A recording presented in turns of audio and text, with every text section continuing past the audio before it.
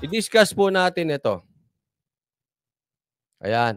So dito po nakalagay ay 35% for presidential preference ng 2028 election. O, sino yung magpe-presidente? Ito po ay survey ng Pulse Asia. 35% si Tulfo at si BP Sara ay 34%. Ayan. Okay? So mga nagbubunyi ang mga tambaluslos at mga pulahan at mga dilawan, lahat po sila. Okay? Tandaan nyo to mga tambaluslos. Okay? Si Tamba, okay? Less than 1% pa rin. Okay? So bago maging pilingero, eto mga kampon ni Tamba, andyan pa rin kayo, 1%. Kaya alam nyo, ang dami ngayon biglang naging tulponatics. Lahat sila OA. Lahat sila nakikisawsaw, mga dilawan, nakikisawsaw. Ay naungusan na ni Tulfo si BP Sara. Mga pulahan naman, yan din ang sigaw. Ay nako, humihina na si BP Sara, naungusan na siya ni Tulfo. Epektibo daw, epektibo. Oh, epektibo, alam nyo, doon sa iba, posibleng pinipiraan lang kayo niya mga animal. Sasabihin, epektibo yung banat. Oh, penge.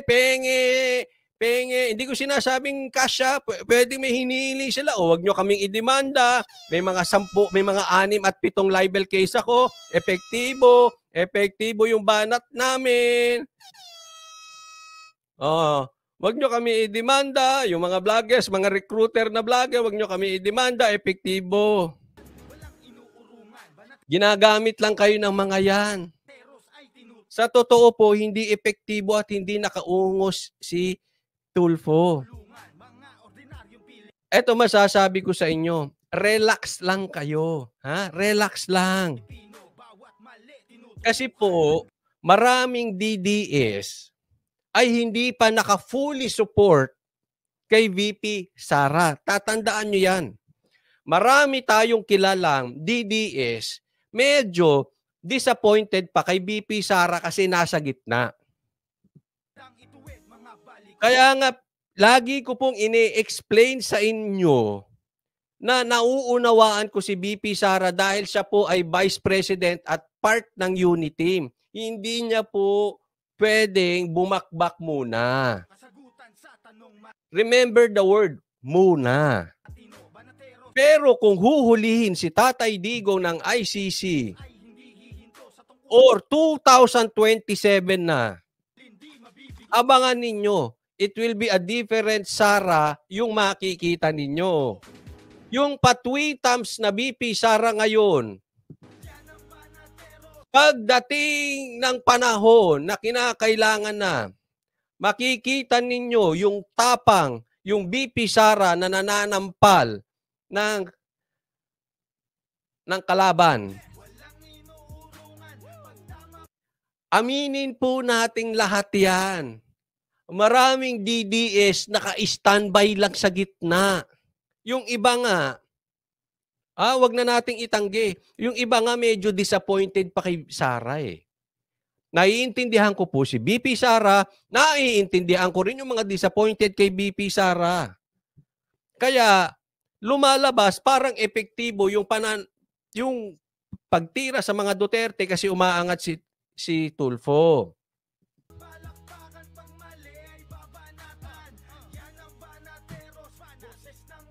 Pero the moment mag-iba ng tono si BP Sara, tingnan ninyo, lalamunin ng buhay yan si Tulfo nyo.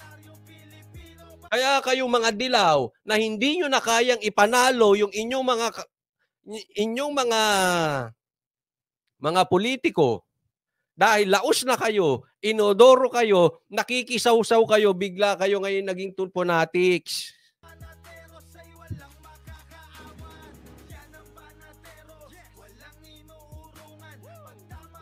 Yung mga pulahan naman at yung mga magpipinsan, yung mga tambayuda, Yung tambaluslos na ginagamit ang ayuda para i-promote ang sarili nilang pangalan at kanilang party list na tingog. Nakikisawsaw na rin. Bakit? Kahit anong tapon nila, hindi nila kayang tumayo sa kanilang sariling paa. Hindi nila kayang talunin ang Duterte. Kaya naghahanap ng kaalyado, sumbong. Mga sumbongero yan, mga animal na yan. Sumbong sa tulpo. Yes, Magilin Ken Monche, tama ka po. Wala po patutunguhan yan, okay? Tandaan nyo po, marunong lang sumayaw sa alon, relax lang po kayo, ha? Ito, panawagan sa mga DDS, huwag po kayong madidistract. Focus po tayo. Duterte is the surname to beat.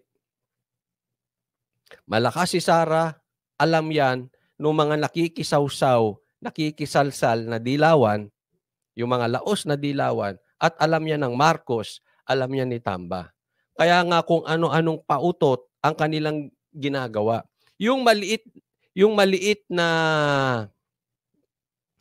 issue, pinapalaki nila. Why?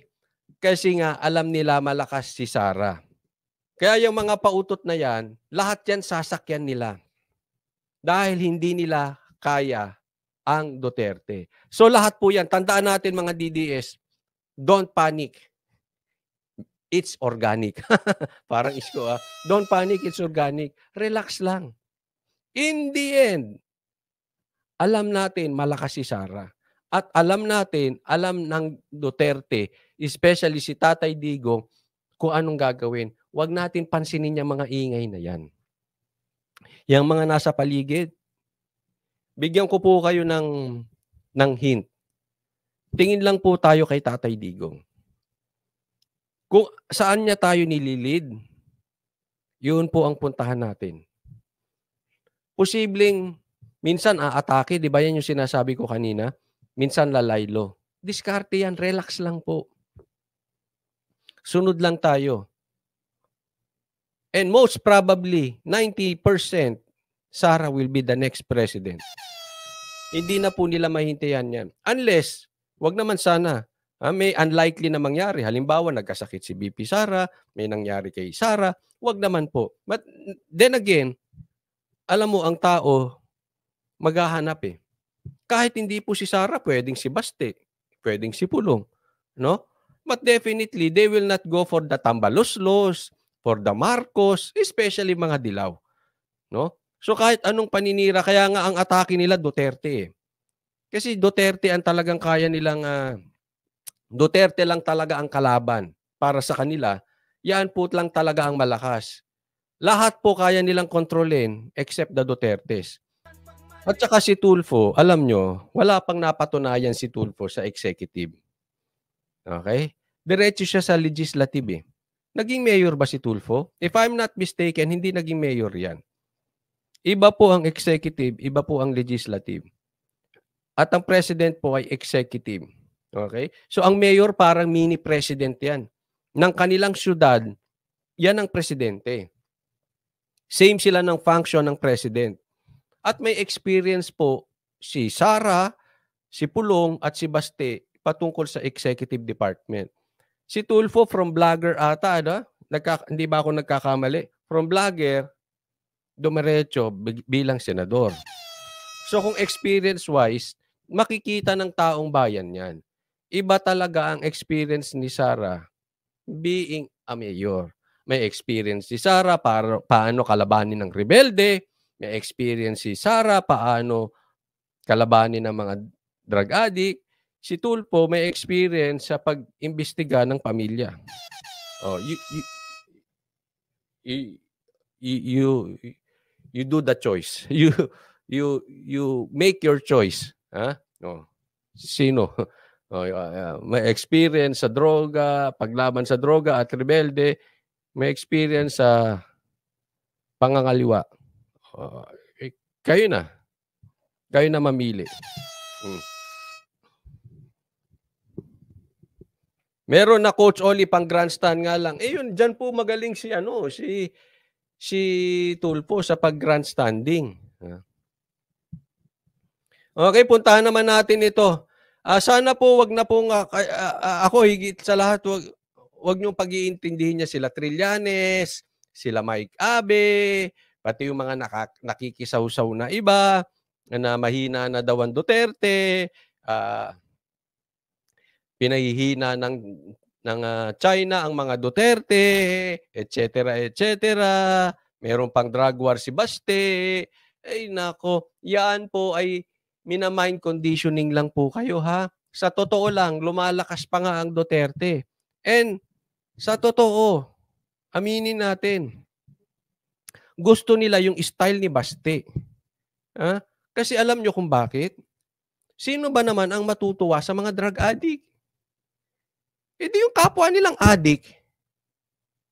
Kaya alam mo, kahit anong panunumbat na ginagawa nila dyan sa drug war ni Baste, sila lang yung nakakapagsalita kasi meron silang mainstream media na madami. Meron silang mga bayarang vloggers. Meron na nga umaming bayarang vlogger. Ano ba yan? Diba? So hindi ibig sabihin maingay sila, epektibo sila. Hindi. Epektibo po yung ginagawa ni Baste, ni Mayor Baste Duterte na war on drugs. Maraming may gusto nun. Uulitin ko. Sino ba naman ang mga natutuwa sa adik? Di yung kapwa nila adik. Or meron silang mahal sa buhay na adik na ayaw nila makulong. Nai-insecure sila eh. Bakit? Hindi nila kayang gawin yung ginagawa ni Baste Duterte. Bakit? Adik sila eh. Paano nila gagawin yung ginagawa ni Baste Duterte? Kahit anong salita nila, susugpuin namin ng drugs. Walang maniwala.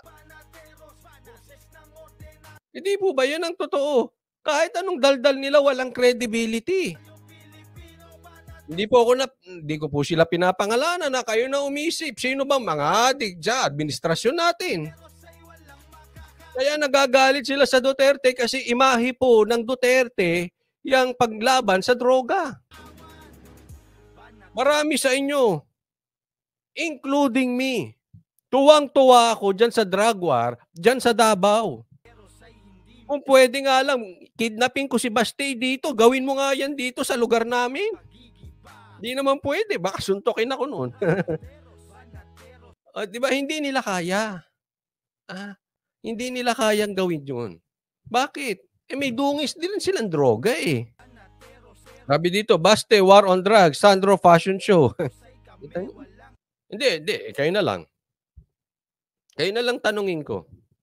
Tingnan nyo mga anak ni Tatay Digong. Then you compare.